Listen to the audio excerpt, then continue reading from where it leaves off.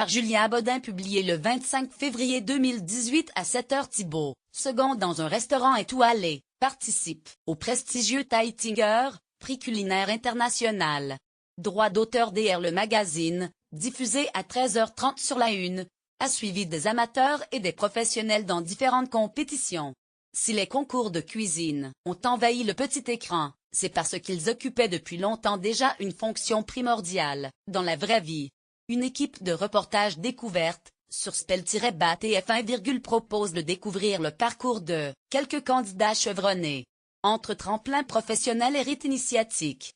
Ils sont élèves d'école hôtelière, jeunes, chefs en devenir de restaurants étoilés, cuisiniers en maison de retraite ou patrons d'établissement.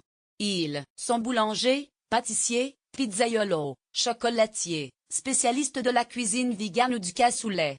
Ils aiment les défis et ont le même désir de reconnaissance de leur père, reconnaissance qui leur servira également de tremplin professionnel.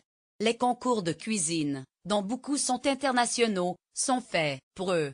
Et si le Bocuse d'Or, ou concours mondial de la cuisine, créé par le célèbre chef en 1987, est l'un des plus prestigieux, il en existe de toutes sortes, de celui du MOF, meilleur ouvrier de France, au Taittinger en passant par le championnat du monde des pizzaiolos, remporté par un Français en 2016. Mais, au fond, à quoi ça sert? Les concours culinaires visent à inciter les candidats les plus motivés à se mettre en danger. Pierre Mieucaz, président de l'association Les Cuisiniers de France. Selon Pierre Mieucaz, président de l'association Les Cuisiniers de France, les concours culinaires, dont l'International Cup de cuisine, que nous organisons chaque année, visent le même but que l'ensemble des concours relatifs à la totalité des corps de métier. Celui d'inciter les candidats les plus motivés à se mettre en danger, à donner le meilleur d'eux-mêmes, à montrer leur savoir-faire, mais aussi celui de l'école ou de l'établissement dont ils dépendent, à se faire connaître. Enfin, au sein de la profession. Sont-ils pour autant nécessaires? Pas forcément, répond l'ancien chef du Fouquet, à Paris. Mais c'est toujours mieux sur un CV. En revanche, ils sont très, voire trop, nombreux aujourd'hui.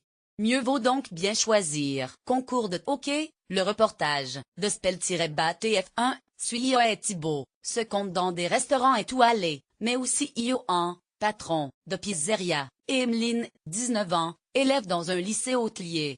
Candidat à différents concours, ils partagent la même passion pour la cuisine. Et, s'ils admettent tous que ces concours, c'est beaucoup de fatigue et beaucoup de stress, ils seraient tout prêts à recommencer.